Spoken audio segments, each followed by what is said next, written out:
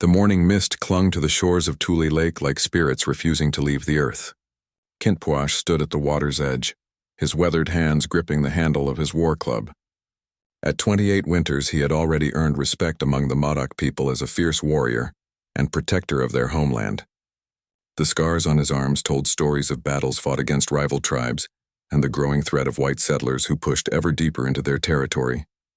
His grandfather, Old Man Shanchin, had taught him that a warrior's greatest duty was not just to fight, but to protect what could not protect itself. Today that teaching would be put to the ultimate test. The sound of horses approaching broke through the morning silence.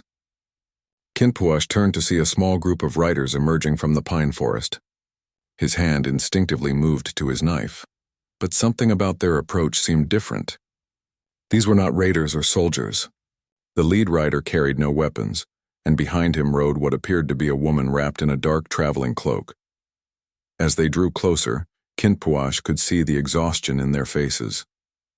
The man in front was clearly a trader, his clothes dusty from long travel. But it was the woman who caught his attention. Even from a distance, there was something unusual about her presence. She sat her horse with the posture of someone accustomed to authority, yet her eyes darted nervously around the landscape as if she feared what might emerge from every shadow. The trader raised his hand in a gesture of peace as they approached. "We seek passage through Modoc lands," he called out in broken English mixed with native words he had clearly learned from other tribes. "We mean no harm to your people." Kintpuash studied them carefully. The trading season was nearly over, and most merchants had already made their journeys before the harsh winter set in. What business could be so urgent that it drove them to travel through dangerous territory at this late time of year? "Who travels with you?" Kintpuash asked, nodding toward the cloaked figure. The trader glanced back nervously. "A woman under my protection. She seeks safe passage to the eastern settlements. Her family has sent payment for safe escort." Something in the trader's voice suggested he was not telling the complete truth. Kintpuash had learned to read the subtle signs of deception from years of negotiating with both allies and enemies. The man's eyes avoided direct contact, and his hand kept moving to a pouch at his belt, as if checking to ensure something valuable remained secure. The woman urged her horse forward a few steps. When she spoke, her voice was clear and strong, carrying an accent that Kintpuash could not immediately place. "I apologize for the intrusion on your lands, warrior. I understand the danger our presence might bring to your people. If there is another route that would be safer for all, I am willing to take it regardless of the additional time it might require." Her words surprised him. Most white travelers, especially women, either showed fear or arrogance when encountering native warriors. This one showed neither. Instead, she demonstrated something rarer: respect and consideration for his people's position.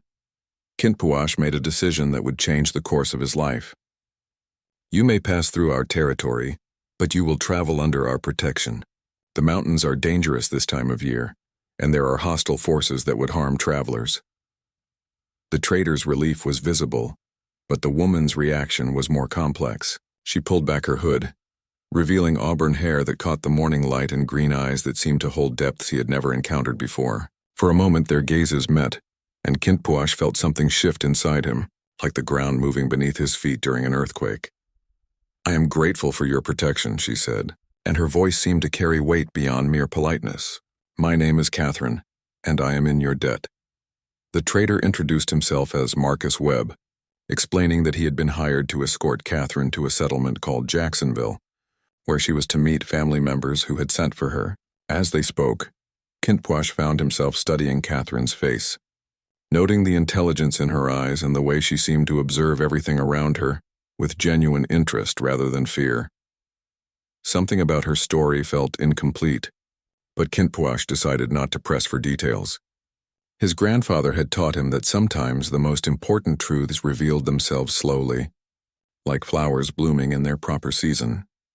As they prepared to travel, Kintpuash called for his younger brother, Hooker Jim, and 2 other trusted warriors to join them.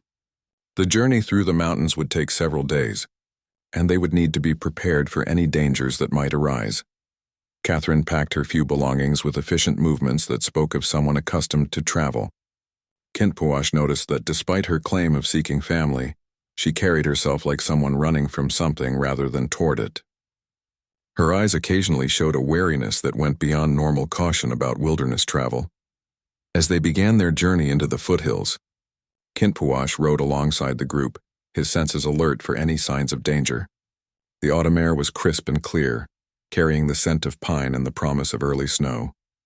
Under normal circumstances, he would have found peace in such a journey through his beloved homeland. But nothing about this situation felt normal. Catherine's presence seemed to change the very air around them. When she asked questions about the landscape and his people's customs, her genuine curiosity surprised him. Most whites viewed native people as obstacles to be overcome or threats to be eliminated. She seemed to see them as human beings with knowledge and culture worth understanding. During their first rest stop, as Marcus tended to the horses, Catherine approached Kintpuash. "Your homeland is beautiful," she said, gazing out over the valley below them. "I can understand why your people would fight to protect it." Her words carried no condescension or false sympathy. She spoke as if she truly understood what it meant to love a place enough to die for it. In that moment, Kintpuash felt the first crack in the wall he had built around his heart to protect himself from the complications that caring for others could bring. He had sworn an oath to protect her safe passage through his territory. It seemed like a simple promise, a matter of honor and duty. But as the first day of their journey ended and they made camp beneath the ancient pines, Kintpuash began to suspect that this oath would test him in ways he had never imagined. The firelight danced across Catherine's face as she sat quietly, lost in thoughts she did not share. Whatever secrets she carried, whatever dangers pursued her, Kintpuash knew his life was about to become far more complicated than any battle he had ever fought. The second day brought unexpected challenges. As they climbed higher into the mountains, the weather turned cold and threatening. Dark clouds gathered above the peaks, promising the season's first serious snowfall. Marcus Webb grew increasingly nervous, checking his pocket watch repeatedly and urging them to move faster. Catherine, however, seemed to grow more at ease the deeper they traveled into the wilderness. She rode with confidence, asking Kintpuash about the plants and animals they encountered along the trail. Her questions revealed an educated mind, one that had clearly spent time studying the natural world. "That bird," she said, pointing to a red-winged blackbird perched on a cattail near a mountain stream. "In the east we see them near marshlands. Do they nest differently here in your mountains?" Kintpuash found himself explaining how his people observed the seasonal patterns of all creatures, how each animal's behavior told them something about the changing weather and the health of the land. Catherine listened with an attention that surprised him. Most whites seemed to view the wilderness as empty space to be crossed as quickly as possible. "Your people understand something that mine have forgotten," she said thoughtfully. "We've become so focused on changing the land to suit our needs that we've stopped listening to what it's trying to tell us." Her words revealed a wisdom that seemed at odds with her apparent youth. Kintpuash estimated she was perhaps 25 winters, but she spoke with the understanding of someone who had lived through difficult experiences. The more he learned about her, the more questions arose in his mind. During their midday rest, Marcus pulled Kintpuash aside. The trader's anxiety had been growing steadily, and now it seemed ready to boil over. "We need to move faster," he said, his voice tight with stress.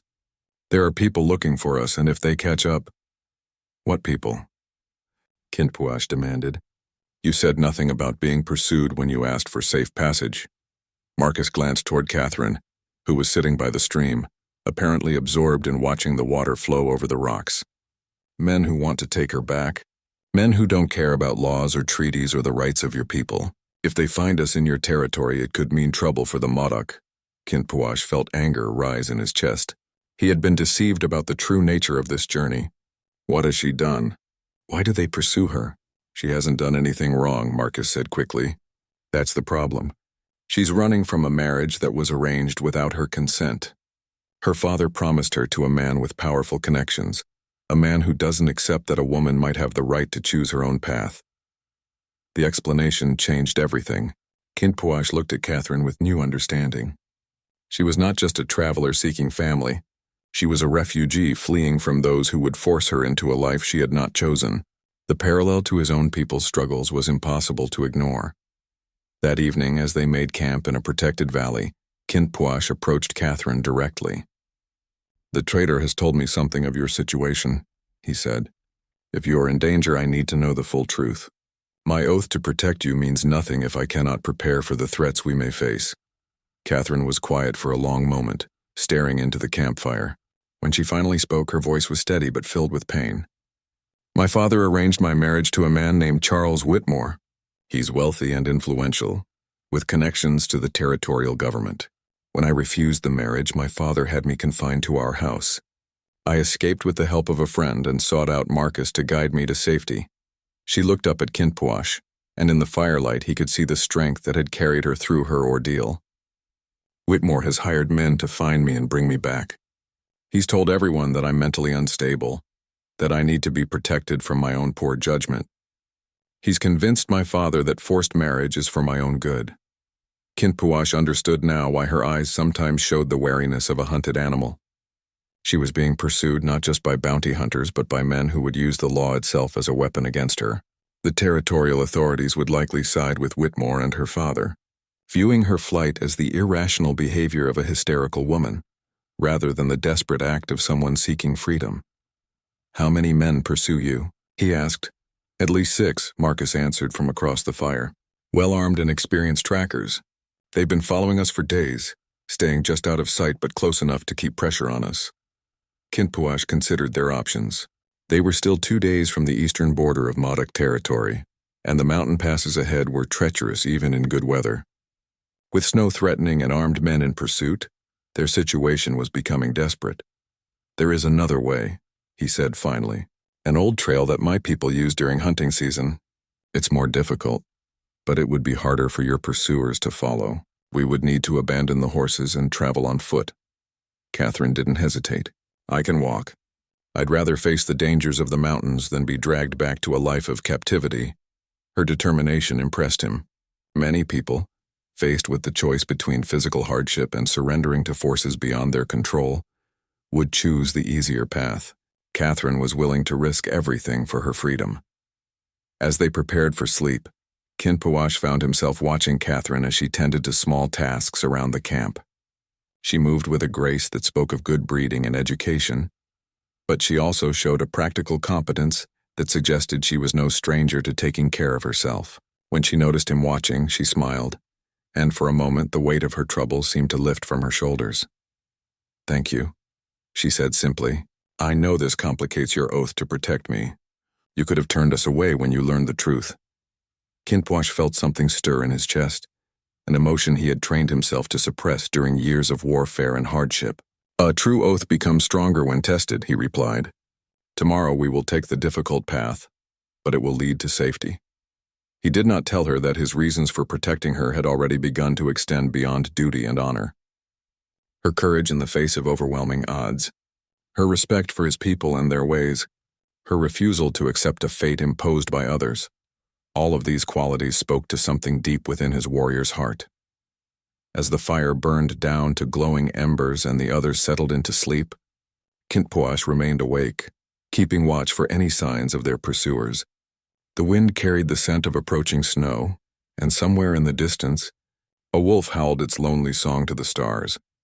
He had made an oath to see Catherine safely through his territory, but with each passing hour, that oath was becoming something more complex and dangerous than he had ever intended. The woman he was sworn to protect was changing him in ways that threatened everything he thought he knew about himself and his duties to his people. Dawn brought the first snow of winter, light flakes that danced on the morning wind like tiny spirits. Kintpuash woke his companions before full light, knowing they needed to begin their journey on the hidden trail before their pursuers could pick up their tracks again. Catherine emerged from her blankets without complaint. Though he could see she had slept little, the strain of constant flight was beginning to show in the shadows beneath her eyes, but her resolve remained unshaken.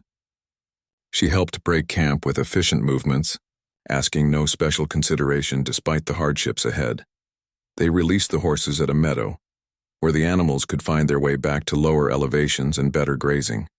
Marcus protested this decision, worried about traveling on foot through increasingly dangerous terrain, but Kintpuash explained that horses would leave tracks too easy for skilled trackers to follow.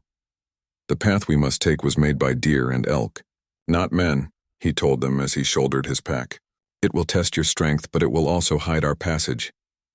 The hidden trail began as little more than a game path winding through dense stands of pine and fir. Within an hour, they were climbing steeply, following switchbacks that would have been impossible for horses to navigate. Catherine kept pace without complaint, though Kinpwash noticed her breathing becoming labored in the thin mountain air. By midday, the snow was falling more heavily, creating a white veil that reduced visibility to just a few yards. This was both blessing and curse. While it would help conceal their passage, it also made navigation more treacherous. Kinpwash relied on landmarks his grandfather had taught him to recognize: the shape of certain rock formations, the way wind carved patterns in the trees, the subtle changes in the forest that marked their progress. During a brief rest, Marcus voiced the concern they all felt. "How can you be certain this trail will lead us where we need to go? In this snow, everything looks the same." Kinpwash pointed to a barely visible notch in the ridge above them. "See that gap between the peaks? My people have used this route for generations when traveling to the trading grounds in the eastern valleys. The trail is marked, but you must know how to read the signs." Catherine studied the landscape with intense concentration. "What kind of signs?" she asked. Kinpwash showed her how his ancestors had marked the path. Stones arranged in specific patterns, trees with bark stripped in particular ways, subtle modifications to the natural landscape that would be invisible to untrained eyes, but clear as written words to those who knew how to interpret them. "Your people think about the future," Catherine observed. "These markers were placed for travelers who might come decades later." "A good trail serves many generations," Kinpwash agreed. "This is how we ensure our children and their children will find their way safely through dangerous country." As they continued climbing, Catherine began to understand why this route was both safer and more challenging than the main trade road. The narrow path demanded constant attention, with steep drops on one side and loose rock on the other, but it also offered concealment and defensible positions if they were discovered by their pursuers. Late in the afternoon, they heard something that made Kinpwash signal for absolute silence: the distant sound of horses and men's voices echoing through the mountains.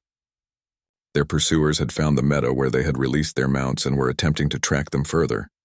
Hidden behind a screen of snow-laden pine boughs, the small group watched as 6 riders emerged from the forest below. Even at a distance, these men looked dangerous. They wore heavy coats and carried rifles, and their leader studied the ground with the patience of an experienced tracker. Catherine pressed close to Kinpwash, and he could feel her trembling. Though whether from cold or fear, he could not tell.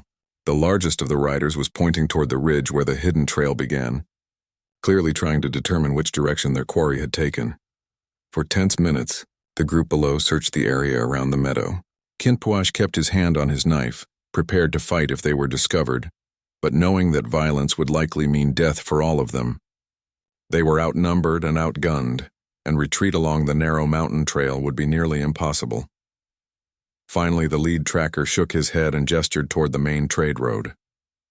The men mounted their horses and rode away, apparently convinced that their quarry had continued on the easier route rather than attempting the treacherous mountain crossing in winter weather. Only, when the sound of hooves had faded completely, did Kinpwash allow his companions to move. Catherine released a shaky breath, and he realized she had been holding it during the entire encounter. "They're not giving up," Marcus said quietly. "They'll discover their mistake and double back. We've bought time, but not much." Kinpwash knew the trader was right. Once the pursuers reached the eastern settlements and found no trace of their quarry, they would return to search more thoroughly. The group needed to reach safety before that happened. "We must travel through the night," he decided. "The snow will make it dangerous, but it will also hide our tracks completely." Catherine straightened her shoulders. "Then we continue. I won't be the reason you compromise your people's safety by moving too slowly." Her words reminded Kinpwash of something he had been trying not to think about: the complexity of his position. As a Modoc warrior, his primary loyalty was to his people and their survival. Getting involved in the troubles of whites, especially troubles that might bring armed men into Modoc territory, could be seen as a dangerous distraction from his true duties. Yet as he watched Catherine prepare for the difficult night journey ahead, he found his oath to protect her becoming something deeper and more personal than duty required. She had shown respect for his people and their ways. She faced hardship without complaint and danger without surrendering her principles. In many ways, she embodied the qualities his own people valued most: courage, determination, and loyalty to one's beliefs. As darkness fell and they resumed their climb through the swirling snow, Kintpuash began to understand that protecting Catherine was not just about honoring an oath, or even about helping someone in desperate need. It was about defending something rare and valuable in a world that seemed increasingly hostile to anyone who refused to accept the role others tried to force upon them. The trail ahead was treacherous, their pursuers were determined, and the weather was becoming more dangerous with each passing hour, but Kintpuash had made his choice.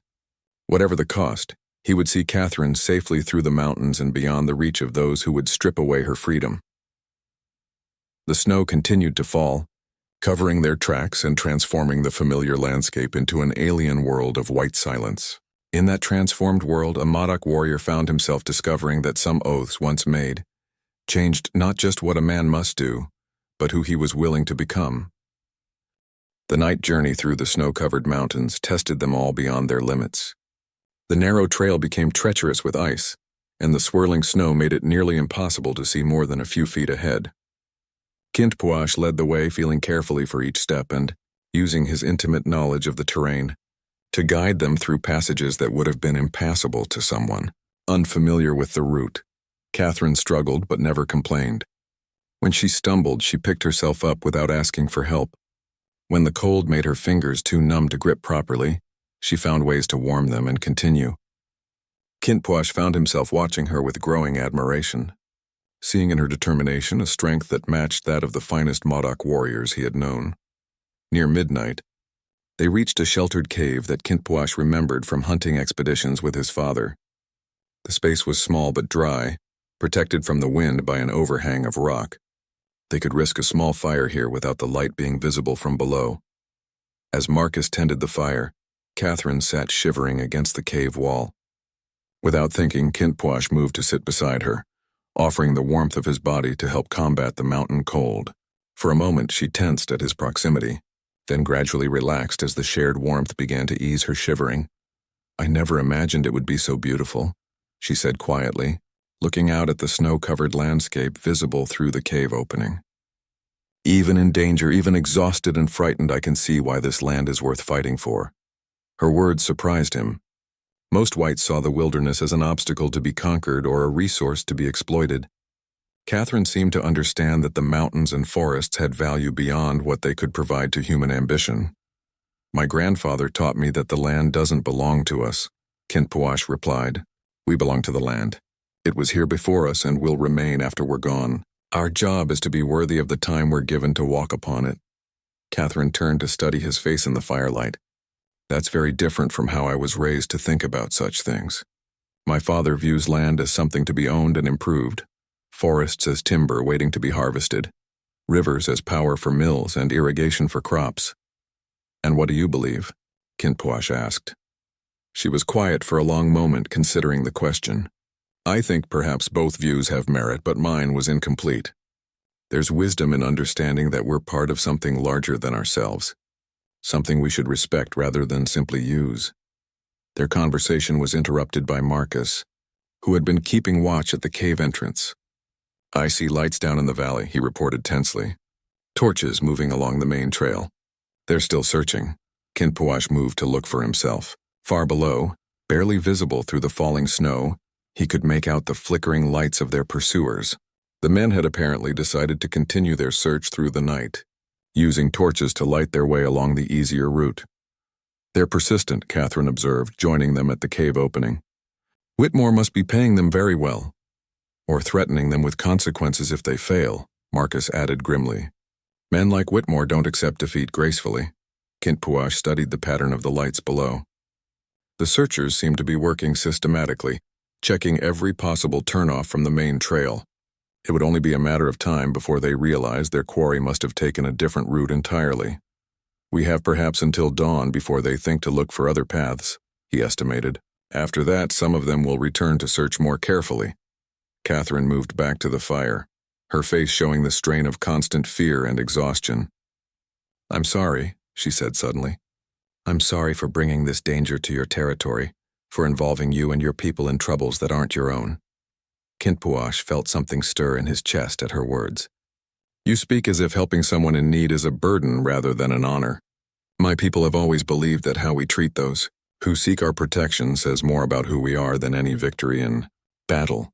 But the risk to your people if these men discover we're here, the risk to my people is the same whether we help you or not. Kinpwash interrupted gently. Men like those who pursue you don't respect treaties or boundaries when they want something. They take what they want and justify it later, at least this way. We choose to act according to our values rather than simply react to their aggression. Catherine looked at him with an expression he couldn't quite read. You're not what I expected when I first saw you by the lake. What did you expect? Someone who would see me as a problem to be solved as quickly as possible. Someone who would honor the letter of an agreement but not its spirit. She paused, then added quietly, I didn't expect kindness.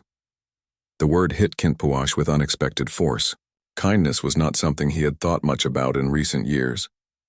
The constant pressure of protecting his people from an increasingly hostile world had left little room for gentler emotions. Yet here was this white woman, fleeing from forces that sought to crush her spirit, and she had awakened something in him that he had almost forgotten existed. You're not what I expected either, he admitted. What did you expect? Kinpwash considered how to answer honestly without giving offense. Someone who would see my people as curiosities or threats, who would judge our ways by the standards of your civilization and find them lacking. Catherine smiled, the first genuine smile he had seen from her since they met. I suppose we've both learned something about the danger of expectations. As they talked, Marcus prepared for sleep, exhaustion finally overcoming his anxiety about their pursuers. But Kinpwash found himself wide awake, intensely aware of Catherine's presence beside him in the small cave. The firelight played across her features, highlighting the intelligence in her eyes and the determined set of her jaw. He was beginning to understand that his oath to protect her had already been transformed into something much more complex. What had begun as a simple matter of honor and duty was becoming personal in ways that could complicate everything he thought he knew about his loyalties and responsibilities. Outside the cave, the wind howled through the mountain peaks and the snow continued to fall. The lights of their pursuers had disappeared, but Kinpwash knew the danger was far from over.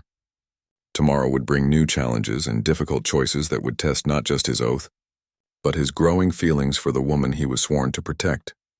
As Catherine finally dozed against his shoulder, Kinpwash stared into the dying fire and wondered if he was strong enough to honor his oath without losing his heart in the process.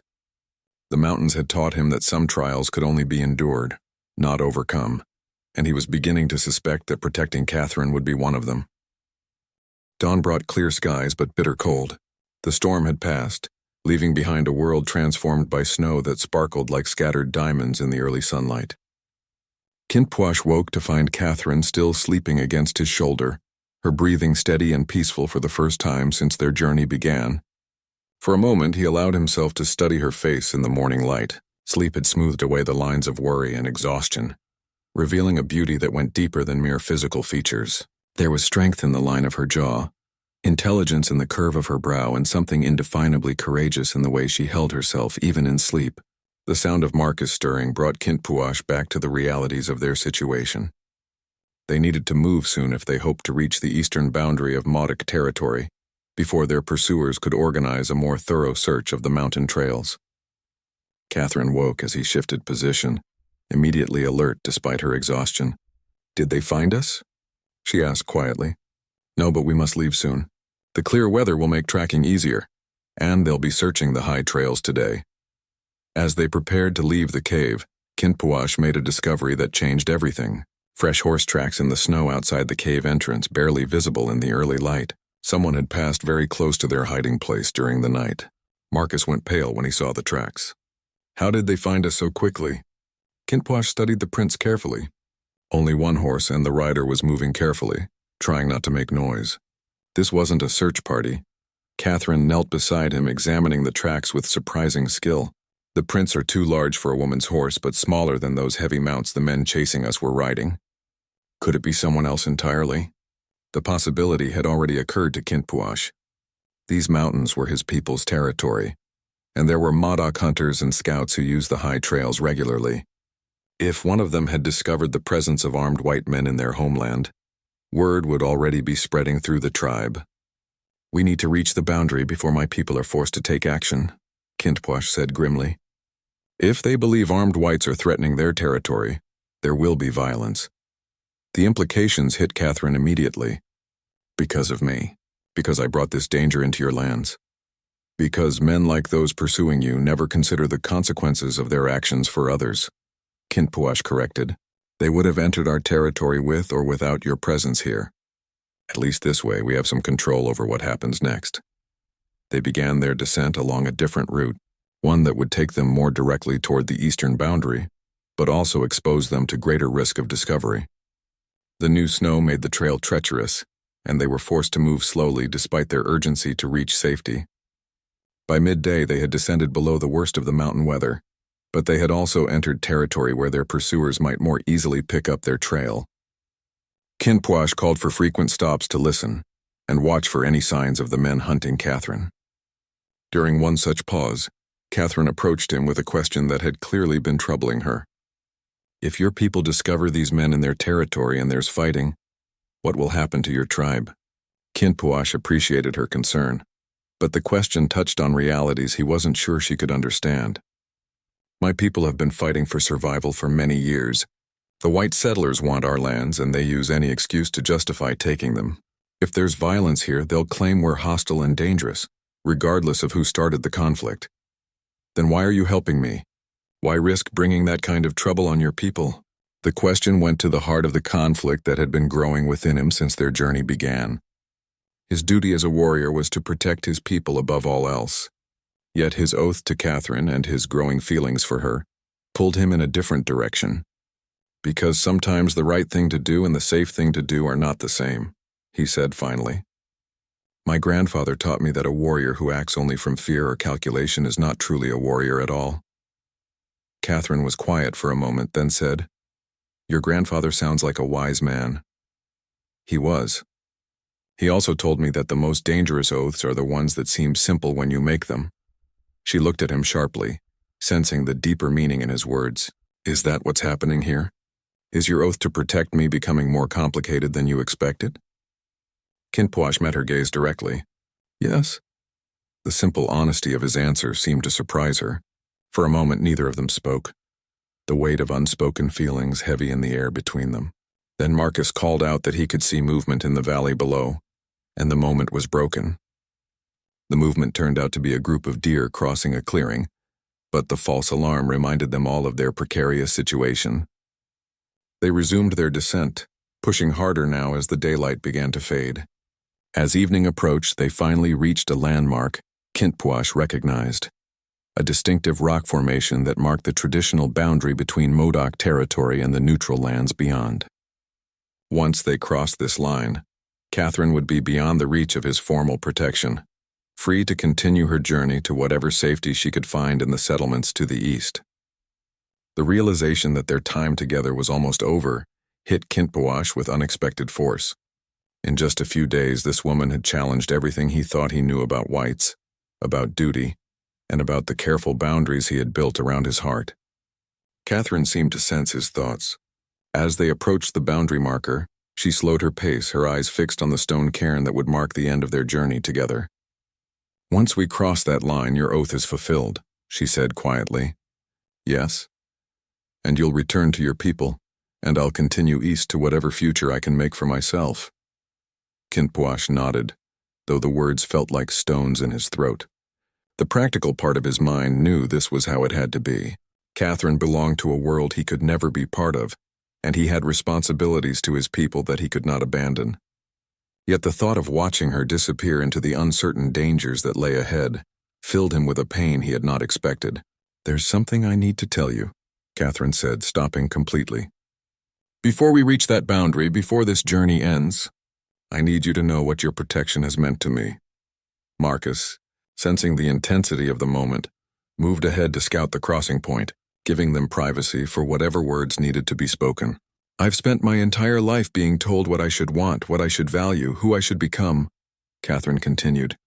"Every decision about my future has been made by men who believed they knew better than I did what would make me happy. But these few days with you, even in danger, even in fear, I felt more free than I ever have in my life. Kintpuash felt his carefully maintained control beginning to slip. Catherine. You've treated me as if my thoughts and feelings matter, as if I'm capable of making my own choices and facing the consequences. You've shown me what it means to be truly protected, not controlled. Her words hit him like physical blows. Everything she was saying made his growing feelings for her both more powerful and more impossible. She represented a kind of strength and independence that he admired above all other qualities. But she also represented a future that could never include him. What will you do when you reach the settlements? He asked, though he wasn't sure he wanted to hear the answer. I don't know, she admitted. I have a little money, enough to survive for a while. I can read and write, which might help me find work. Beyond that, she shrugged, a gesture that tried to hide her fear of an uncertain future. The men pursuing you won't give up easily. I know. But I also know that I can't live as Charles Whitmore's property, no matter how comfortable the cage might be. I'd rather face uncertainty as a free woman than security as a possession. Her courage in the face of such odds reminded Kintpuash again of why his oath to protect her had become something so much more complex. She wasn't just someone in need of help. She was someone whose spirit called to something deep within his own soul. Catherine, he said, her name feeling both natural and forbidden on his lips. If circumstances were different, she reached out and touched his hand, the first deliberately intimate contact between them. I know, I feel it too. The admission hung between them like a bridge neither dared to cross.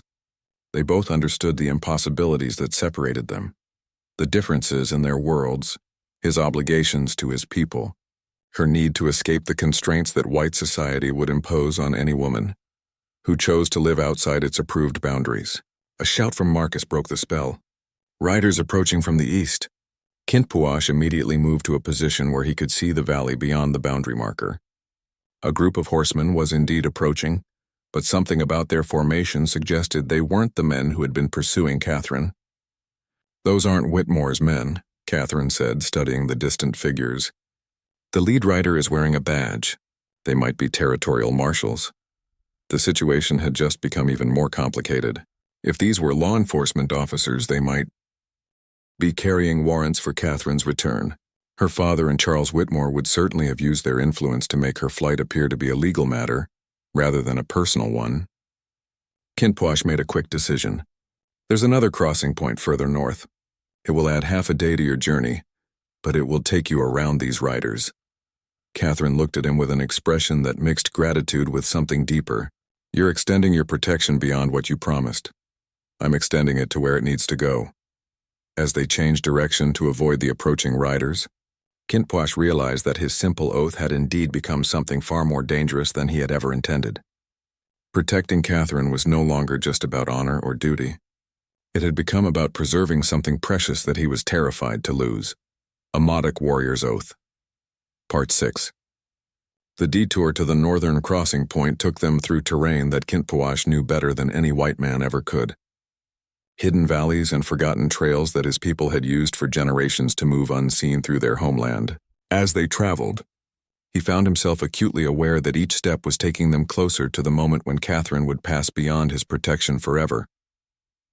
The territorial marshals they had avoided were indeed carrying warrants, as they learned when Marcus scouted back to observe them from a distance.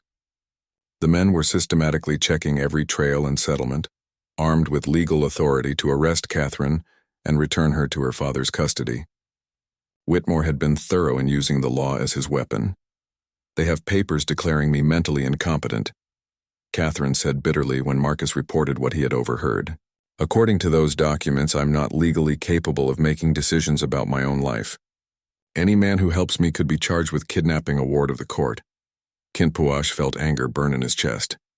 The injustice of using laws to trap someone whose only crime was seeking freedom reminded him of the treaties his own people had been forced to sign, agreements that promised protection, but delivered only restrictions and control. Their laws have no authority over Modoc territory, he said firmly. As long as you're under my protection, you're beyond their reach. Catherine looked at him with eyes that held both gratitude and pain. But I can't stay under your protection forever. Eventually, I have to face the world beyond these mountains. The truth of her words cut deep. Kinpuash had been avoiding the reality that his ability to help her was limited by the boundaries of his own world. Once she crossed into the territories controlled by white law, she would be vulnerable to forces he could not fight with weapons or warrior skills.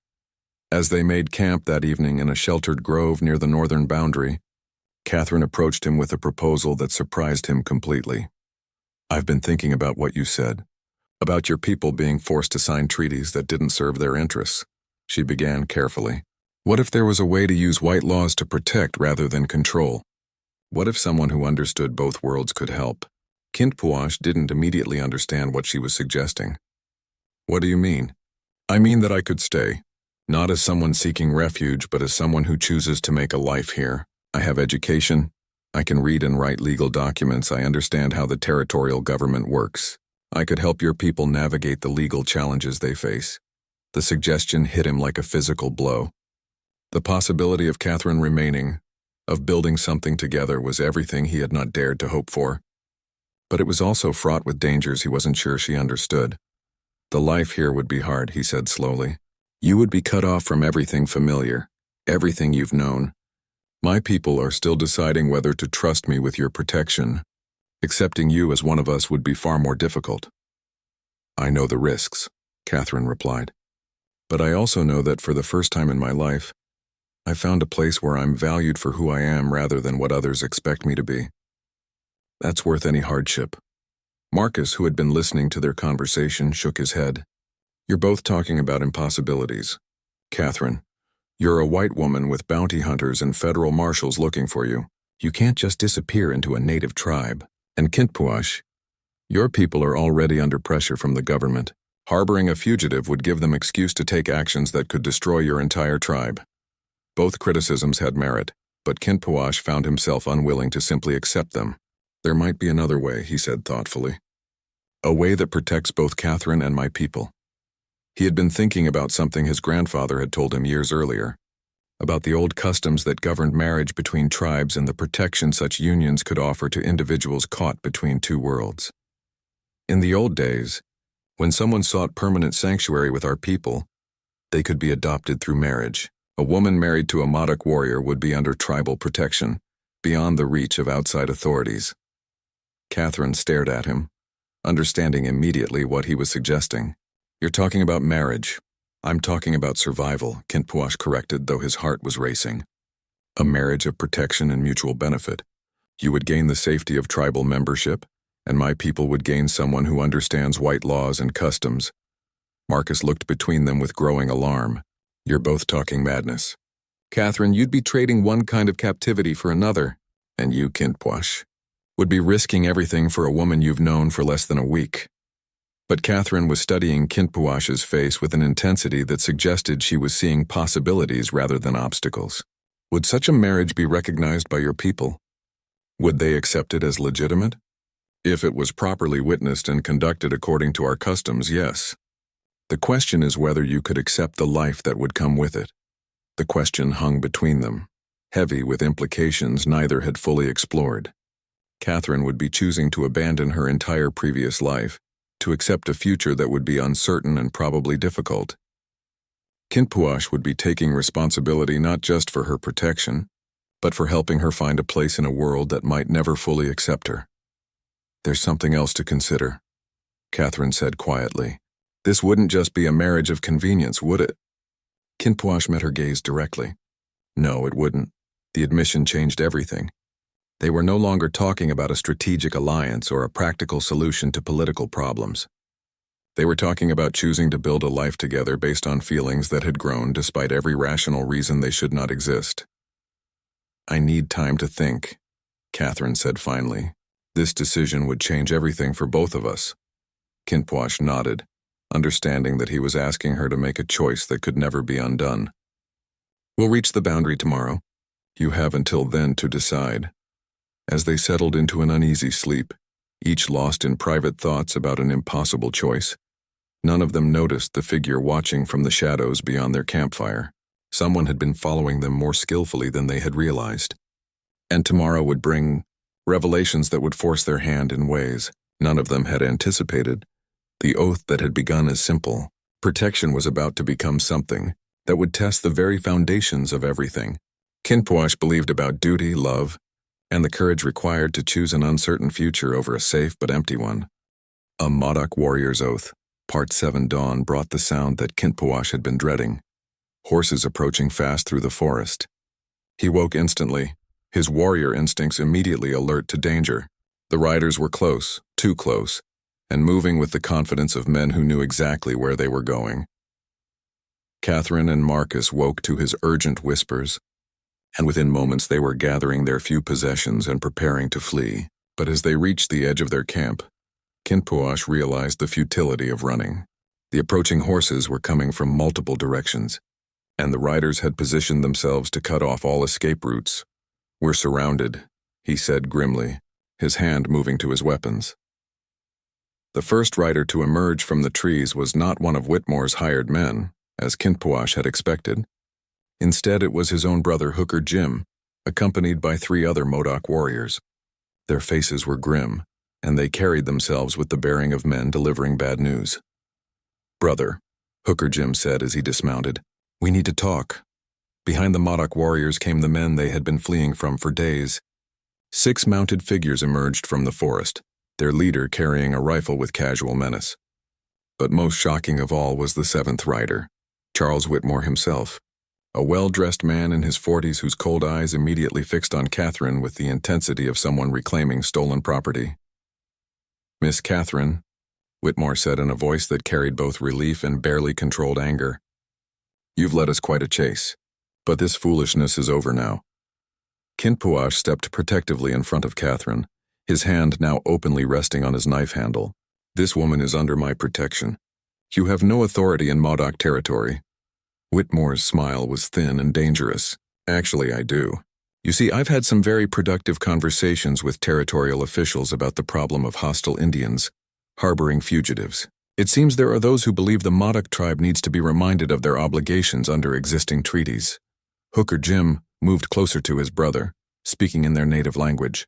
"Kinpuash, there are federal troops massing at Fort Klamath.